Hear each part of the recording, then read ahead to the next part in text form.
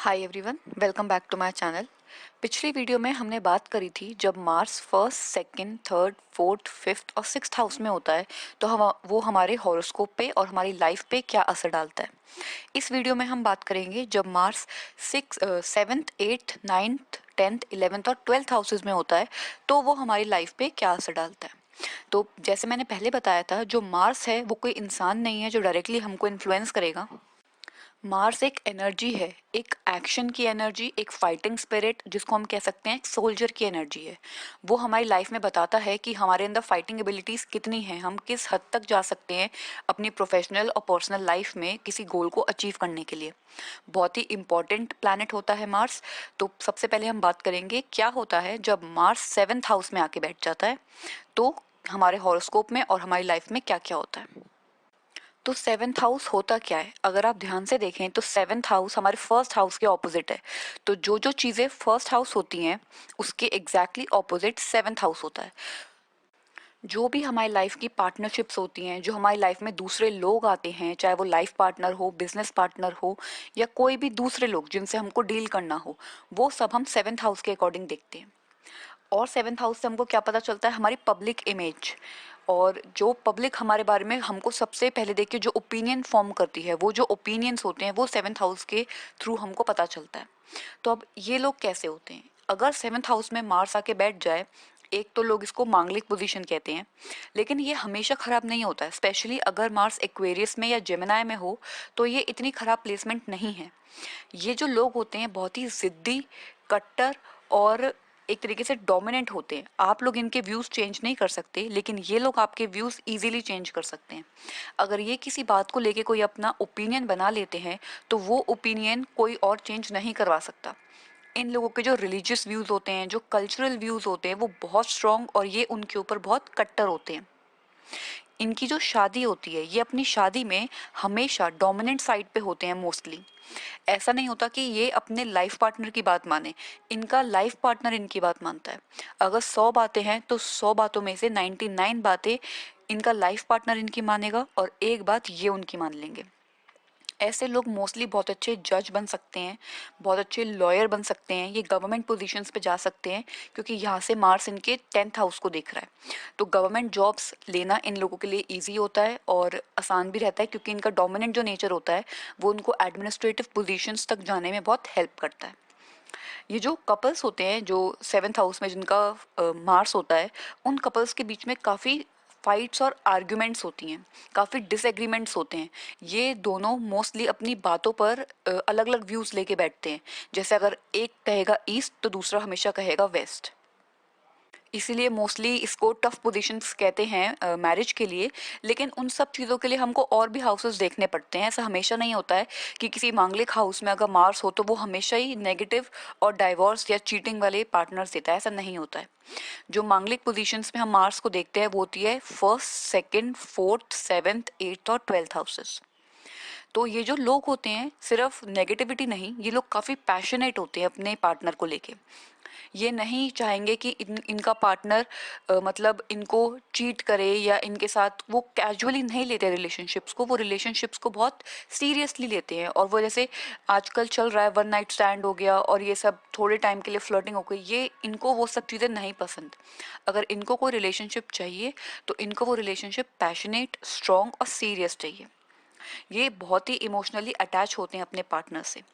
अब यहाँ से जो मार्स है वो सेकंड हाउस को भी देखता है। तो कभी कभी अगर मार्स डेबिलिटेटेड है, अगर मार्स नीच का है, तो सेकंड मैरिज के इनके पास देखा गया है कि इनकी दूसरी शादी भी होती है फर्स्ट शादी में प्रॉब्लम्स के बाद या कुछ और सिचुएशन के बाद। इन लोगों की अपने घर में, अपनी फैमिली में काफ़ी आर्ग्यूमेंट्स होती हैं, स्पेशली अपनी मदर के साथ। अगर वैसे देखा जाए, अगर इनका मार्स एक्सॉल्टेड है, मतलब अगर इनका मार्स उच्च का है, तो ये अपनी पूरी फैमिली को एक तरीके से पूरी फैमिली का जो भार होता है वो इन लोगों के ऊपर होता है।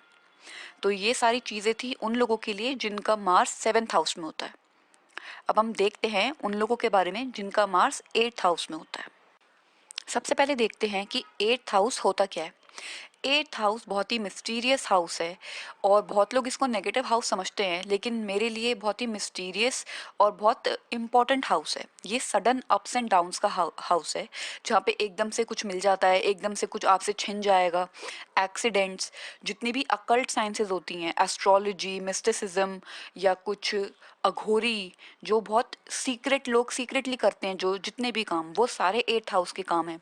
Bed pleasure, death, rebirth, accidents, surgeries, ये जितने भी गहराइयों वाले काम हैं, जितने भी सीक्रेट अफेयर्स हैं, वो सब हमारे एट्थ हाउस के थ्रू देखे जाते हैं।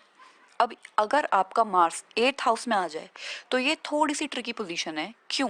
क्योंकि यहाँ पे जो हम मार्स को सोल्जर की एनर्जी कह रहे हैं, यहाँ पे मार्स के सपोज करो जो सोल्जर है उसका एक हाथ टूटा हुआ है और उसके एक पैर में गोली लगी हुई है और उसको फिर भी फाइट करनी है, क्योंकि अभी उसके सामने जितने दुश्मन हैं वो बहुत ज़्यादा हैं।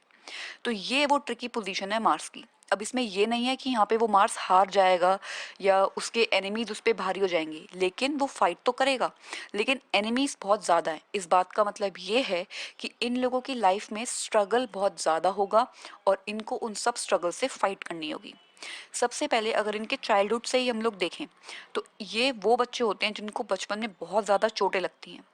ये साइकिल चलाएंगे, ये गिर जाएंगे, ये कहीं ऊपर चढ़ेंगे, ये वहाँ से गिर जाएंगे, ये चलते चलते भी कभी कभी गिर जाते हैं और इनके छोटी मोटी चोटें लगती रहती हैं। अगर ये लोग स्पोर्ट्स में होंगे तो इनको उस खेलों के दौरान चोटें लगेंगी।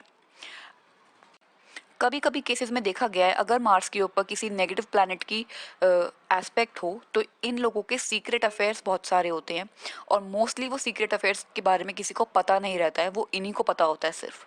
और ये वो सीक्रेट अफेयर्स के बारे में और कोई कभी जान भी नहीं पाएगा। ये स्पेशलिटी होती है एट्थ हाउस की कि एट्थ हाउस में जब कोई प्लैनेट आके बैठता है तो वो सीक्रेटली काम करता है और उसके वो काम मोस्टली सीक्रेट ही रहते हैं। अब यहाँ पे ये भी देखा जाता है कि ये जो लोग होते हैं ऐसे, उनके अपने इन लॉज के साथ काफ़ी फाइट्स और आर्ग्यूमेंट्स होते हैं, मतलब अपने ससुराल पक्ष के साथ काफ़ी फाइट्स रहती हैं इन लोगों की। इसलिए ये मांगलिक पोजीशन भी कहा जाता है, क्योंकि इन लॉज या तो इनको बहुत ज़्यादा तंग करते हैं या ये इन लॉज को काफ़ी तंग करते हैं, जिसकी वजह से वहाँ पे पोजीशन थोड़ी ख़राब हो जाती है। ये लोग बहुत ज़्यादा हाईली सेक्सुअल होते हैं, इनकी जो सेक्सुअल एनर्जी है, जो लस्ट इनके अंदर है, वो बहुत ज़्यादा होती है। आप इनको देख के अंदाज़ा नहीं लगा सकते इनके माइंड में क्या चल रहा है उस वक्त।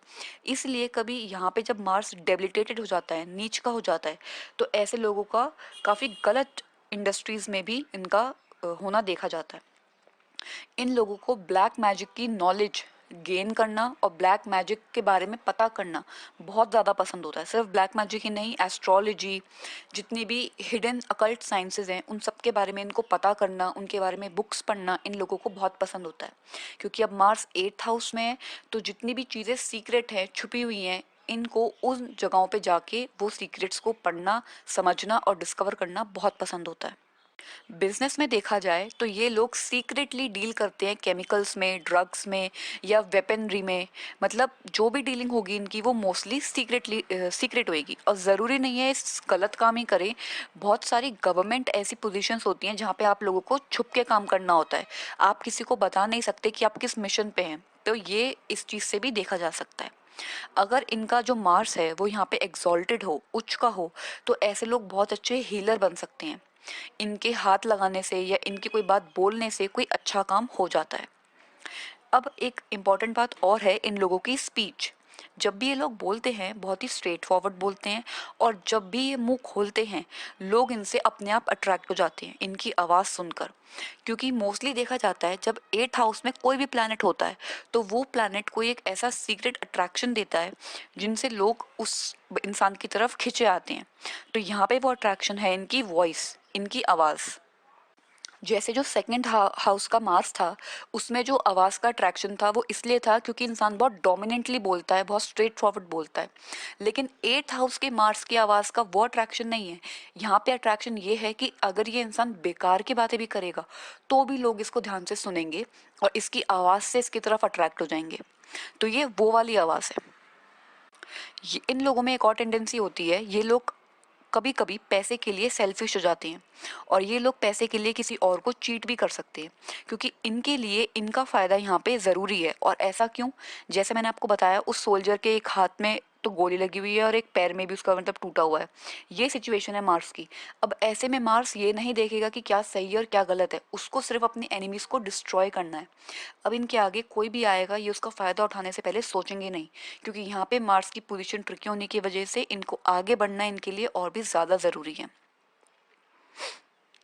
तो ये थी वो सारी बातें जो उन लोगों के लिए जिनका मार्स 8th हाउस में है। अब हम बात करेंगे उन लोगों की जिनका मार्स 9th हाउस में होता है। 9th हाउस होता क्या है? 9th हाउस होता है भाग्य का, लक का। हमको जो बचपन में रिलीजियस बिलीव्स और जो हमारे पिता माता पिता हमको समझाते हैं, मोस्टली जो हमको फादर हमको जो टीचिंग्स देते हैं वो टीचिंग्स, ट्रैवलिंग, जो लोग पिलग्रिमेज पे जाते हैं, मतलब जो जैसे मुस्लिम्स हज पे जाते हैं और जो इंडिया के लोग वो हिंदू लोग होते हैं वो चार धाम की यात्रा पे जाते हैं, जो जितनी भी स्पिरिचुअल जर्नीज होती हैं, जितनी हमारी स्पिरिचुअल बिलीव्स हैं, वो सब 9th हाउस के थ्रू देखे जाते हैं। अब यहाँ पे अगर मार्स आके बैठ जाए तो एक जो चीज़ सबसे ज़्यादा प्रोमिनेंट होती है वो ये होती है, इन लोगों की अपनी फादर से, अपने गुरु टीचर्स से बहुत ज़्यादा लड़ाई झगड़ा डिसएग्रीमेंट्स होते हैं। क्यों? क्योंकि इन लोगों को बिल्कुल नहीं पसंद कि कोई और इनको बताए कि क्या करना है, कैसे करना है और कब करना है। ये मोस्टली अपनी लाइफ में सब कुछ खुद करना चाहते हैं, अपनी लाइफ का होल्ड सोल्ड ये अपने हाथ में रखना चाहते हैं। अगर ये कोई रिलीजियस बिलीफ इनको बचपन में सिखाए भी जाते हैं, कोई कल्चरल बातें, कुछ रिलीजियस बातें, तो ये अपने हिसाब से उनको या तो अपना सकते हैं या उनको छोड़ सकते हैं और कोई और रिलीजन फॉलो कर सकते हैं। ये अपनी लाइफ के हर एक डिपार्टमेंट में खुद ढूंढते हैं कि इनको क्या फॉलो करना है, क्या बातें इनको माननी है, क्या बातें नहीं माननी। ज़रूरी नहीं कि अगर इस बच्चे को बचपन में हमने कुछ बातें सिखाई हो कि बेटा ऐसे पूजा करते हैं, ये करते हैं, तो वो बड़े होते होते वही माने, ऐसा नहीं होता। वो इंसान अपनी बातें खुद डिसाइड करता है और अपने रिलीजियस व्यूज़ वो खुद बनाता है। ये अपनी यंग एज में अपने फादर से दूर हो जाते हैं कभी कभी। हो सकता है या तो उनके फादर की डेथ हो जाए या फिर इनको बोर्डिंग स्कूल भेज दिया जाए या ये अपने किसी रिलेटिव के घर रह रहे हो, तो इनका अपने घर से और अपने फादर से थोड़ा डिस्टेंस बचपन से ही मेंटेन होने लग जाता है। एक बात और, इन लोगों की जो इमेजिनेशन होती है वो बहुत स्ट्रॉन्ग और ड्रामेटिक इमेजिनेशन होती है। जब भी ये कोई आर्ट में या किसी और ऐसी चीज़ में कुछ बनाएंगे अपने हाथ से, तो लोग उस चीज़ की तरफ काफ़ी अट्रैक्ट होंगे, क्योंकि वो बहुत ड्रामेटिक होगा, या तो ज़रूरत से ज़्यादा सैड होगा या ज़रूरत से ज़्यादा एंटरटेनिंग होगा। तो बहुत स्ट्रॉन्ग इमेजिनेशन होती है। ये वो सब बातें भी सोच लेते हैं जो दूसरों के दिमाग में ईजीली नहीं आती हैं। इन लोगों को डोनेशन करने में भी बहुत मज़ा आता है, इनको बहुत अच्छा सुकून मिलता है, जिसे कह सकते हैं डोनेशन करने से। इनको डोनेशन अगर इनके पास पैसे ना भी हों तो भी ये किसी और की किसी ना किसी रूप में हेल्प करने के बारे में सोचते हैं। इन लोगों को ट्रैवलिंग करने का बहुत शौक होता है और हो सकता है इनके पास ऐसा भी स्कोप होता है कि इनको अपने काम के लिए, अपने वर्क के लिए काफ़ी ट्रैवलिंग करनी पड़े। और शॉर्ट डिस्टेंस और लॉन्ग डिस्टेंस दोनों ही ट्रैवलिंग इनको काफ़ी करने को मिलती हैं। अगर प्रोफेशनली देखा जाए तो ये लोग बहुत अच्छे राइटर बन सकते हैं अपनी इमेजिनेशन की वजह से, अपने सेल्समैन बन सकते हैं, ये मीडिया में जा सकते हैं, पब्लिकेशन में जा सकते हैं। और एक बात और देखी गई है, इनकी इनकी माता के साथ, मतलब मदर के साथ और मदर की साइड के रिलेटिव्स के साथ काफ़ी डिसएग्रीमेंट्स और काफ़ी लड़ाई झगड़े होते रहते हैं। और भी एक अच्छा ऑप्शन है इनके लिए प्रोफेशनली, अगर ये रियल एस्टेट में किसी प्रॉपर्टी के बिजनेस में जाएं तो इनको वहाँ से जिसमें कोई भी ज़मीन का इन्वॉल्वमेंट हो तो इनको वहाँ से भी काफ़ी पैसे मिल सकते हैं। तो ये सारी बातें थी उन लोगों के लिए जिनका जो मार्स होता है वो 9th हाउस में होता है। अब हम बात करेंगे उन लोगों की जिनका मार्स 10th हाउस में होता है। अब 10th हाउस क्या है? बेसिकली 10th हाउस है हमारी प्रोफेशनल फील्ड। हम प्रोफेशनली क्या करेंगे, क्या कर सकते हैं, हम अपने प्रोफेशनल गोल्स के पीछे जाने के लिए कितनी एनर्जी लगाते हैं, कितनी इजीली हमको हमारा प्रोफेशनल गोल मिलता है, हम उसको अचीव कर पाते हैं। ये सब बातें टोटली जो प्रोफेशनल फील्ड है, आउटसाइड वर्ल्ड है हमारे लिए, वो कैसा होगा, ये हमको 10th हाउस बताता है। यहाँ अगर मार्स आ जाए तो ये काफ़ी अच्छी और सूटेबल पोजीशन है। बहुत लोग इसको इसलिए भी अच्छा समझते हैं क्योंकि यहाँ पे मार्स को उसकी डायरेक्शनल स्ट्रेंथ मिल जाती है।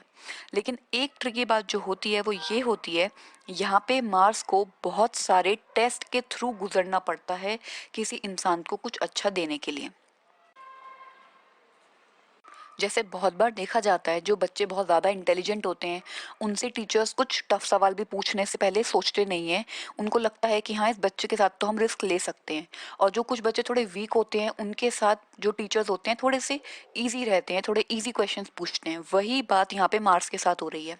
यहाँ पे मार्स की पोजीशन अच्छी है, उसको डायरेक्शनल स्ट्रेंथ मिल रही है और मार्स यहाँ पे बहुत कंफर्टेबल है। तो यहाँ पे मार्स के टेस्ट ज़्यादा हैं और टेस्ट यहाँ पे मार्स के थोड़े ट्रिकी हैं। इन लोगों के साथ क्या होता है, इन लोगों की विल पावर बहुत स्ट्रांग होती है। चाहे ज़िंदगी में कुछ भी हो जाए, ना तो ये लोग झुकेंगे, ना ये लोग रुकेंगे, ना ही ये लोग टूटेंगे। जो मेजर अप्स एंड डाउन्स होते हैं उनके वजह से मार्स को टेस्ट के थ्रू गुजरना पड़ता है। मोस्टली केसेस में क्या देखा जाता है, ऐसे लोग नीचे से एकदम लो पोजीशन से ऊपर तक जाते हैं। अब तक जितनी हमने पोजीशंस देखी हैं मार्स की, उनमें से किसी में भी हम ये नहीं कह सकते कि इस पोजीशन में पिता के साथ बहुत अच्छे रिलेशन होते हैं बच्चों के। लेकिन ये इकलौती ऐसी पहली पोजीशन है जिसमें मैं ये कह सकती हूँ, मोस्टली केसेस में मैंने देखा है यहाँ पे मार्स होने से बच्चों जो इंसान होगा ये, उसका अपने फादर के साथ बहुत अच्छे रिलेशंस होते हैं। ऐसे लोग गवर्नमेंट जॉब्स में बहुत इजीली जा सकते हैं, आईएएस, पुलिस ऑफिसर, आईपीएस और एडमिनिस्ट्रेटिव पोजीशंस जहाँ पे ये लोग डोमिनेंट इंचार्ज पोजीशन में होते हैं, मोस्टली इंचार्ज पोजीशंस पे होते हैं। इनके फादर भी बहुत बार देखा गया है कि गवर्नमेंट जॉब में होते हैं, पुलिसमैन हो सकते हैं, फायरमैन हो सकते हैं। ये लोग खुद भी सोल्जर, मार्शल आर्ट्स, कंपटीशन, इन सब चीज़ों में इनका बहुत ध्यान रहता है। प्रोफेशनली जैसे मैंने बताया, अगर ये लोग कोई गोल सेट कर लें तो उसको ये अचीव तो करेंगे, ये बात 100% है। लेकिन इनको बहुत सारे टेस्ट के थ्रू गुजरना पड़ता है। और ऐसा नहीं है कि ये बातें सुन के अब ये लोग डर रहे हो जिनकी पोजीशन भी हो 10th हाउस में, ऐसा नहीं होता। क्योंकि इनको पता है कि इनको इतनी मेहनत करनी है, इनको उस मेहनत से डर नहीं लगेगा। इनको वो मेहनत करने के बाद पता है कि इनको अब कहाँ जाना है। तो होता है ना, एक इंसान को पता होता है कि हाँ, मुझे तो मेहनत करनी है तो मैं मेहनत कर लूँगा। ये उस टेंडेंसी के लोग हैं। ये सब बातें सुनने के बाद भी ये डरेंगे नहीं कि यार शिट, मेहनत करनी पड़ेगी हमें, तो ये क्या बात हुई। नहीं, ये लोग खुश हैं मेहनत करने में, क्योंकि इनको पता है इनका गोल बड़ा है, तो मेहनत और टेस्ट भी बड़े और सीरियस होंगे। तो ये थे वो लोग जिनका मार्स 10th हाउस में होता है। और मैंने ज़्यादा इसलिए भी नहीं बताया 10th हाउस के लिए, क्योंकि यहाँ पे मोस्टली अच्छा है, तो ऐसी कोई ख़राब बात या नेगेटिव एस्पेक्ट यहाँ पे नहीं है। और अब हम बात करेंगे उन लोगों की जिनका मार्स 11th हाउस में होता है। 11th हाउस क्या होता है? 11th हाउस होता है हमने अपनी ज़िंदगी में कितना कमाया, हमारी जमा पूंजी कितनी है, कितने गोल्स को हमने अचीव कर लिया, हमारा जो सोशल नेटवर्क है लोगों का, हम कितने लोगों को जानते हैं, कितने लोग हमको जानते हैं, तो हमारा सोशल नेटवर्क कितना स्ट्रॉन्ग है, हमारे बड़े बहन भाई, हमने कितना अचीवमेंट किया लाइफ में, वो सारी बातें हमको 11th हाउस से पता चलती हैं। और अगर मार्स आपका 11th हाउस में है तो आप बहुत ज़्यादा लकी हैं, क्योंकि यहाँ पे मार्स की एनर्जी पूरी तरीके से इस चीज़ पे फोकस रहती है कि आपको क्या अचीव करना है, और आपको वो अचीव करके मार्स देता है। एक और बहुत ही गज़ब और अजीब बात, अगर यहाँ पे मार्स आपका डेबिलिटेटेड है, नीच का है, तो आपको और भी ज़्यादा फ़ायदा होगा, क्योंकि उसके बाद वो मार्स ना सही देखेगा ना गलत देखेगा, सिर्फ आपको आपके गोल अचीव करके देगा, चाहे आपका गोल कुछ भी हो, कितना बड़ा हो और कितना भयानक हो। तो ये एक बहुत ही अमेजिंग पोजीशन है अगर मेरी माने तो मार्स के हिसाब से। और जितने चार्ट से मैंने देखा है, काफ़ी इन्फ्लुएंशियल पॉलिटिकली एक्टिव लोगों के चार्ट में मार्स 11th पोजीशन पे होता है, क्योंकि इन लोगों का जो सोशल नेटवर्क होता है ब्रिलियंट होता है। ये लोग एक आवाज़ देंगे और भीड़ की भीड़ इनके पीछे खींची चली आती है। तो अगर किसी को पॉलिटिक्स में जाना हो और उसकी ये प्लेसमेंट हो तो बहुत ही ज़्यादा अमेजिंग बात है। इनका अपने बड़े बहन भाइयों के साथ हमेशा एक कंपटीशन लगा रहता है और ये अपने बड़े बहन भाइयों को उस कंपटीशन में मोस्टली हराते हैं। अगर आपने कोई नया गोल सेट किया है तो आपको उसको अचीव करने के लिए क्या क्या चाहिए, इन लोगों के दिमाग में पहले से वो प्लानिंग प्लॉटिंग सारी सेट होती है। ये लोग एकदम स्ट्रेट फॉरवर्ड बात करते हैं, ज़्यादा घुमाते फिराते नहीं हैं। और इनकी स्पीच सुन के जो लोग हैं काफ़ी इन्फ्लुएंस होते हैं इनसे, इनकी बातें सुनते हैं और इनको फॉलो करते हैं बेसिकली। इन लोगों को ऑर्डर देने में बहुत मज़ा आता है और मोस्टली लोग इन लोगों के ऑर्डर फॉलो भी करते हैं। ये आर्मी के जनरल हो सकते हैं, पुलिस में बहुत टॉप पोजीशन पे हो सकते हैं, और जैसे मैंने बताया, अगर यहाँ पे मार्स नीच का है तो और भी ज़्यादा फ़ायदा होगा, क्योंकि अब आपका मार्स आपको कुछ भी देने से पहले सोचेगा नहीं कि मुझे किसी का खून भी करना पड़ेगा या किसी को चीट करना पड़ेगा, फ्रॉड करना पड़ेगा। मोस्टली आपने देखा है जैसे कुछ बहुत बड़े बड़े बैंकर फ्रॉड करके बाहर भाग जाते हैं, तो उनके चार्ट्स में भी ऐसी पोजीशन देखी जाती है, क्योंकि उनको फ़ायदा देने के लिए उनका मार्स किसी भी हद तक जा सकता है और ऐसे लोग मोस्टली पकड़े भी नहीं जाते हैं। और ऐसे लोगों के बहुत सारे मेल बच्चे होते हैं, मतलब जो इनके बच्चे होते हैं वो मोस्टली मेल होते हैं, और ये अपने बच्चों के साथ काफ़ी डिसिप्लिन में रहना पसंद करते हैं, और इनके अपने बच्चों के साथ काफ़ी आर्ग्यूमेंट्स भी होती हैं। इन लोगों के बच्चे काफ़ी एथलेटिक बॉडी वाले बच्चे होते हैं, काफ़ी फिट, हैंडसम और सुंदर बच्चे होते हैं इनके। एक चीज़ और, अगर इनका मार्स नीच का है तो इन लोगों को अल्कोहल, स्मोकिंग, नॉन वेज, ये सब खाने में बहुत ज़्यादा इंटरेस्ट होता है, और ऐसे लोग हमेशा अपने दुश्मनों से जीतते हैं। अगर इनका कोई कोर्ट में केस भी चल रहा है तो वो केस भी ये लोग जीतते हैं, चाहे वो केस लंबा चले उससे फ़र्क नहीं पड़ता, लेकिन ये लोग वो केस जीतते हैं। तो बात करते हैं ट्वेल्थ हाउस की। अब ट्वेल्थ हाउस क्या होता है? ट्वेल्थ हाउस होता है एक हाउस ऑफ लॉसेस। आपने क्या क्या खोया, आपकी एनर्जी, लॉस ऑफ एनर्जी, आपका चैरिटी वर्क, आप बाहर कितनी बार घूमने गए हैं, फॉरेन ट्रैवल्स, आपका बेसिकली, और मोस्ट इम्पॉर्टेंटली सबकॉन्शियस माइंड, जो माइंड आपका पीछे से चुपचाप काम कर रहा है, वो सबकॉन्शियस माइंड, आपका ड्रीम वर्ल्ड, आपको कैसे सपने आते हैं, बेड प्लेजर, आप सोते वक्त परेशान हैं, खुश हैं, क्या है, आपके जो हिडन टैलेंट्स हैं, आपके अंदर क्या क्या छुपी हुई कलाएं हैं, आपके पैर, और स्पिरिचुअलिटी भी किसी हद तक। तो ये सब चीज़ें हम ट्वेल्थ हाउस से देखते हैं। यहाँ पे मार्स, हाँ ठीक है, अच्छी पोजीशन है मार्स के लिए, लेकिन एक बात वही है कि ये लोग कभी भी एक जगह पे टिकते नहीं हैं।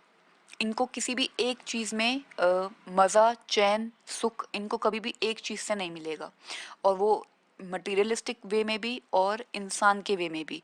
ये एक इंसान से खुश नहीं रहेंगे, और ये किसी कुछ एरियाओं में नॉलेज बढ़ाने के बाद भी खुश नहीं रहेंगे। इनको बहुत सारी अलग अलग चीज़ों की नॉलेज चाहिए, बहुत सारी अलग अलग चीज़ों में इनको जिसे कहते हैं, अगर आज इनको एस्ट्रोलॉजी में शौक है तो कल ये न्यूमरोलॉजी के पीछे जाएंगे, उसके बाद साइकोलॉजी में जाएंगे, उसके बाद हो सकता है अघोर विद्या में चले जाएं।